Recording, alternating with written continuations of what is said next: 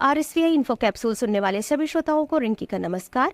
आज है रविवार और लीजिए आ गई हूँ मैं लेकर संपादकीय का आज का अंक। आज हमारा शीर्षक है हाथरस के सबक।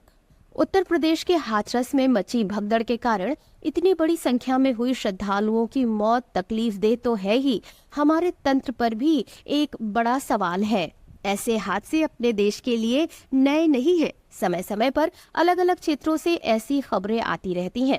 इन घटनाओं का दोहराव बताता है कि इनसे जरूरी सबक लेकर कारगर कदम उठाने का काम ठीक से नहीं हो रहा। जहां तक हाथरस में हुई घटना की बात है तो शुरू में इसे लापरवाही का नतीजा ही माना जा रहा था, लेकिन मुख्यमंत्री योगी आदित्यनाथ ने घटनास्थल का दौरा करने और पीड़ितों से बातचीत समेत सभी संभव स्रोतों से ब्यौरा लेने के बाद कहा है कि इसके पीछे साजिश हो सकती है।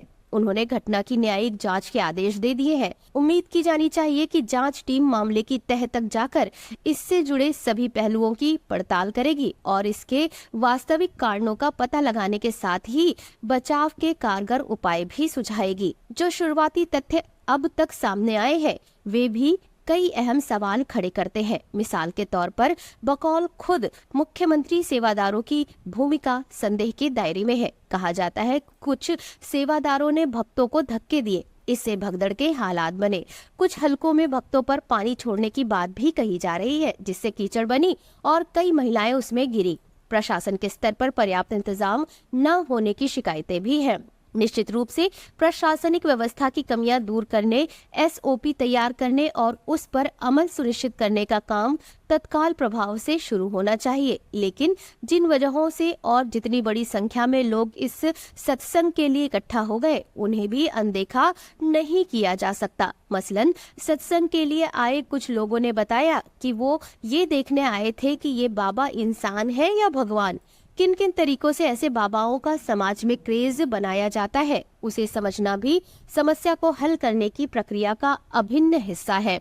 भारत जैसे देश में आस्था की बड़ी जगह है। हर व्यक्ति की आस्था का सम्मान हर हाल में होना भी चाहिए, लेकिन ये याद रखना भी जरूरी है कि आस्था और अंधविश्वास में बड़ा बारीक लेकिन महत्वपूर्ण अंतर होता है। आस्था के नाम पर समाज में अंधविश्वास फैलाने और लोगों के विश्वास का बेजा फायदा उठाने की इजाजत किसी को नहीं होनी चाहिए। ये रास्ता कठिन है और बहुत सावधानी की मांग करता है, लेकिन ऐसे हादसों को रोकना है तो ये रास्ता तय करना ही होगा। तो श्रोताओं, ये था हमारा आज का संपादकीय का अंक, जिसका शीर्षक था हाथरस के सबक। फिर होगी आपसे मुलाकात अगले सप्ताह एक नए अंक में नए शीर्षक के साथ। तब तक स्वस्थ रहिए, सुरक्षित रहिए और सुनते रहिए RSVI इन्फो कैप्सूल। नमस्कार।